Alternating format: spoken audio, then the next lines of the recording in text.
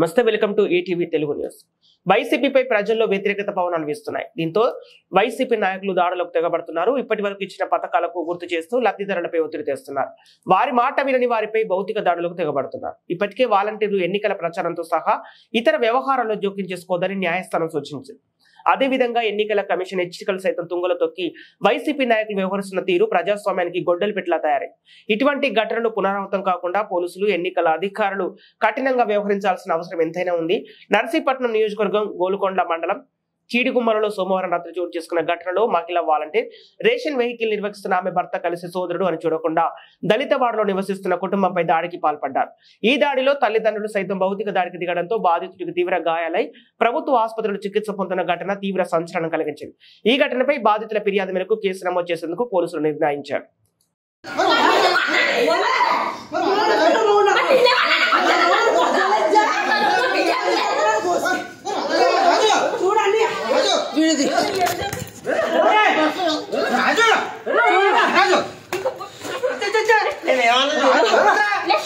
చూడు ఇంటి వెంటకు వచ్చి ఇంటి వెంటకు వచ్చి పడుతున్నారు బాబు.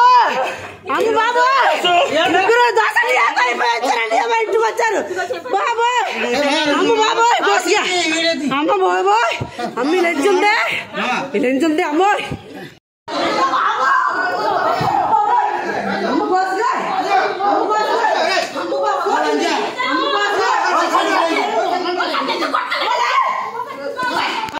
సార్, నా పేరు అప్పారావు అండి. చీడిగమ్మ నా పేరు అప్పారావు.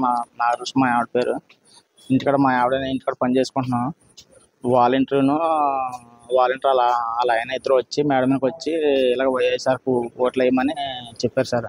సరే బాబు, మొన్న మీకు మాకు గొడవ అయింది కదా, అలాగని మీతో మేము మాట్లాడాము బాబు అని చెప్పాను సార్.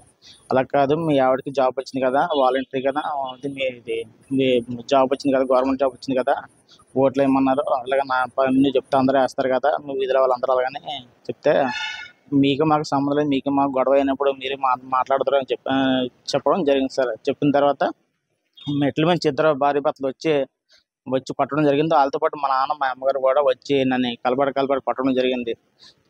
చాలా మామూలు కాదు, ఎవ్వరు లేరు. శుభ్రం వచ్చి వాళ్ళతో పాటు మా చెల్లి కూడా వచ్చి పట్టడం జరిగింది సార్. ఇష్టసారం కూడా పట్టడం జరిగింది. అంటే అక్కడ ఏం చేయదు, ఓట్లు మీరు చెప్తేనే వీధిలో వాళ్ళు అందరూ వేస్తారు, వైఎస్ఆర్కి వేస్తారు, లేకపోతే వైఎస్ఆర్కి ఓట్లు వేయరు అలాగని చెప్పడం జరిగింది సార్. అయితే ఓట్లకి మాకు సంబంధం పెట్టి నువ్వు చిన్నవాడివి, నేను పెద్దవాడిని, ఏం చేయాలో నాకు ఎవరికి వేసుకోవాలో నాకు తెలుసు అని చెప్పడం జరిగింది సార్. ఇది సరే నాకు కేజీ సతకు కొట్టేసి మొత్తం కుట్లు పడిపోయినా సరే, ఇక్కడ పురమని కొట్టేశారు, చెయ్యిలు మొత్తం మన కాలు మీద సూపర్ కిందేసి కొట్టేశారు. ఇవన్నీ మీకు వీడియోలు కూడా మీకు పెట్టాను సార్. ఇలాగా సార్ ఎస్సీ గారు కూడా పెట్టాను సార్. ఎస్సీ గారు రావడం జరిగింది. ఎస్సీ గారు వచ్చి మందలించడం జరగడం జరిగింది సార్. ఇది సార్ నమస్తే అండి. నా పేరు నాగలక్ష్మి అండి. మాది చీడుగొండ ఎస్సీ కాలనీ, గొలుగొండ మండలం సార్. అయితే వాలంటీరు శాంతి కుమారి వాళ్ళ భర్త అయిన రాజు ఇద్దరు వచ్చి 7:30 టైంలో నా భర్తని ఎలక్షన్ వచ్చింది కదా, మనం వైఎస్ఆర్ జెండాలు పెట్టాలని అడిగారు సార్. అడిగితే నా భర్త అన్నారు, వైఎస్ఆర్ జెండాలు అవన్నీ మాకు సంబంధం లేదు, మీకు మాకు పడదు కదా, వద్దని చెప్పారు సార్. అయితే నువ్వు జెండా పెట్టకపోతే ఇంటి దూరు కొడతాం అన్నారు సార్. అదే కాకుండా వాలంటీర్ వచ్చి మీ ఆవిడకు ఉద్యోగం వచ్చింది, ఎవరు ఇచ్చారు, జగన్మోహన్ రెడ్డి ఇచ్చారు, విశ్వాసం లేదని మాట్లాడింది సార్. నేను అసలు ఓట్ల గురించి కూడా వేస్తాను వేయమని కూడా మేము అనలేదు సార్. దాని గురించి మాకు తెలుసు, ఎవరికి విశ్వాసం ఉంటే వాళ్ళు చేసుకుంటారులే, నీకు సంబంధం లేని విషయం నువ్వు మాట్లాడొద్దని నేను నా భర్త అన్నాను సార్. అనేసి నేను లోపలికి వస్తానండి.